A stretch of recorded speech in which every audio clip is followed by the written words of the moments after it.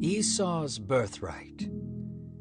Before this story, we learned about Sarah passing away and God's faithfulness to continue his promises through Isaac. He provided Isaac with a wife, Rebekah, and the two loved one another deeply.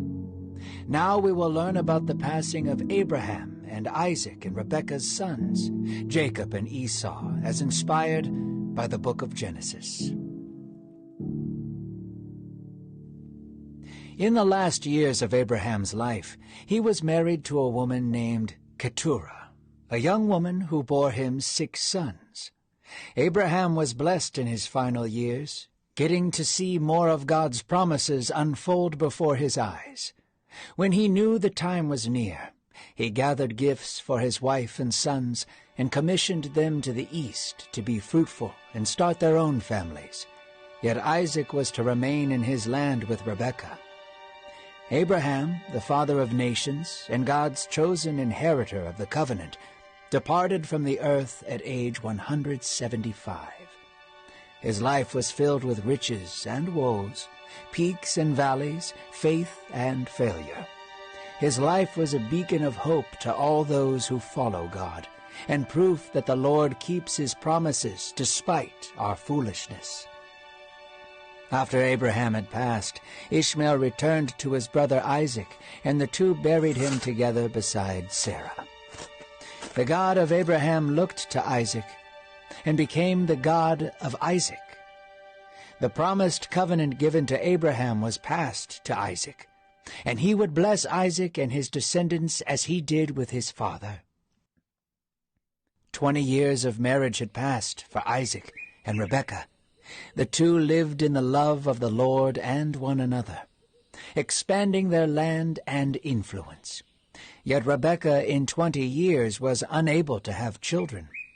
The two found themselves in a similar situation as Abraham and Sarah once did. Yet they waited on the Lord and trusted in him to provide. They came before God daily, waiting for him to move. They knew he would, and he did. When Isaac and his wife Rebekah had reached 20 years of marriage, Isaac prayed to God that she would become pregnant because she was unable to bear children. God blessed Rebekah and answered Isaac's prayer. That is when Rebekah became pregnant with twin boys. "Lord, what is happening to me?" she prayed. The Lord responded, "You have the makings of 2 nations inside you. 2 people groups will come from the children in your womb. One will be stronger, and the older will serve the younger." As the Lord had promised, Rebekah became pregnant. A few months into pregnancy, Rebekah felt a wrestling in her womb.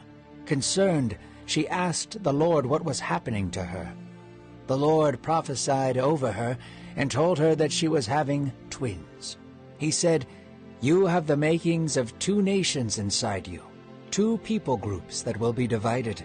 One shall be stronger than the other, and the older will serve the younger." Rebekah kept these things close to her heart, for she would watch them unfold as her children grew older. When Rebekah came to term and gave birth to her twins, she was surprised to see the oldest baby was red, and his whole body was covered in hair. She named him Esau.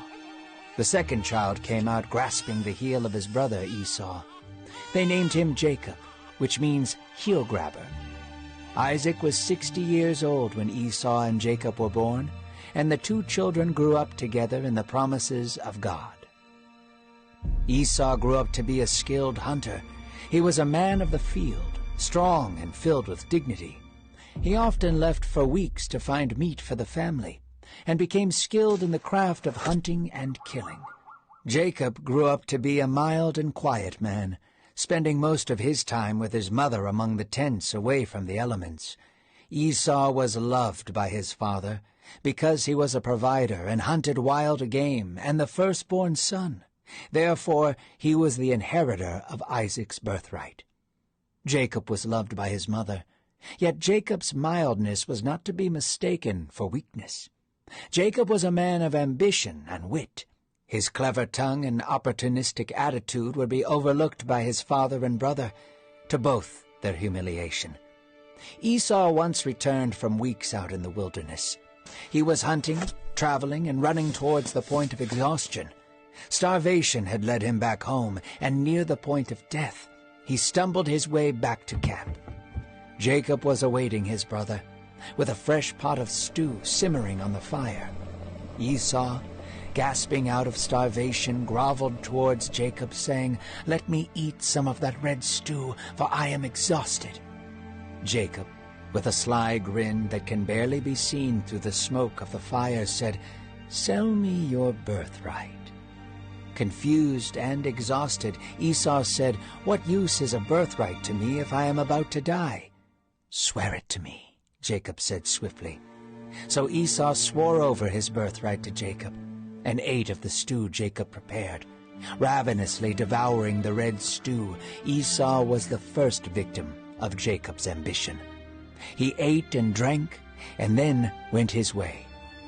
Ever since, Esau despised his place in life, and bitterness would be the bond between Esau and Jacob for years after.